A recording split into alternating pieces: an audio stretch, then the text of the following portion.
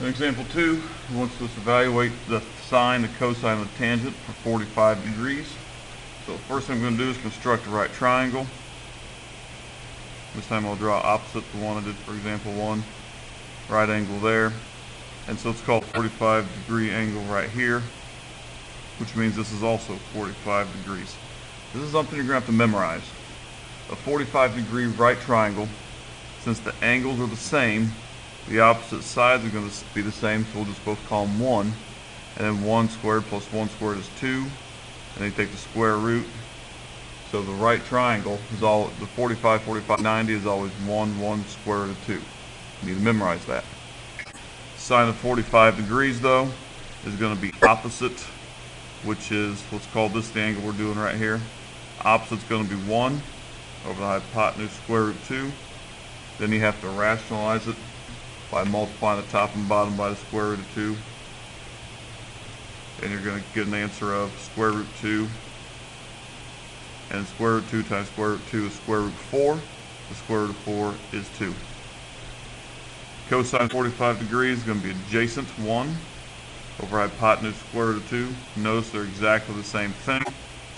So again, I'll multiply top and bottom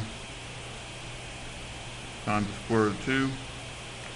1 times the square root of 2 on top is the square root of 2. Square root of 2 times square root of 2 is 2. Notice sine and cosine for a 45 degree angle are exactly the same. Since the opposite sides are the same, that should make sense. Tangent of 45 degrees is going to be opposite 1 over adjacent 1, and so that's just 1. Let's go ahead and look at number 21 together. Number 21 says to find the sine of 30 degrees by doing triangles. So the first thing you have to do is construct a triangle. Let's draw it this way this time, just for fun. We'll put 30 degrees here, which makes this one 60, and that one 90. The thing about a 30 degree, this is called a 30, 60, 90. And what you need to know about this is, the side opposite of 30 is going to be 1. The side opposite of 60 is going to be the square root of 3. And opposite the right angle is going to be 2. And if you do the math, 1 squared plus the square root of 3 squared equals 2 squared. Well, that's going to be 1 plus 3 equals 4.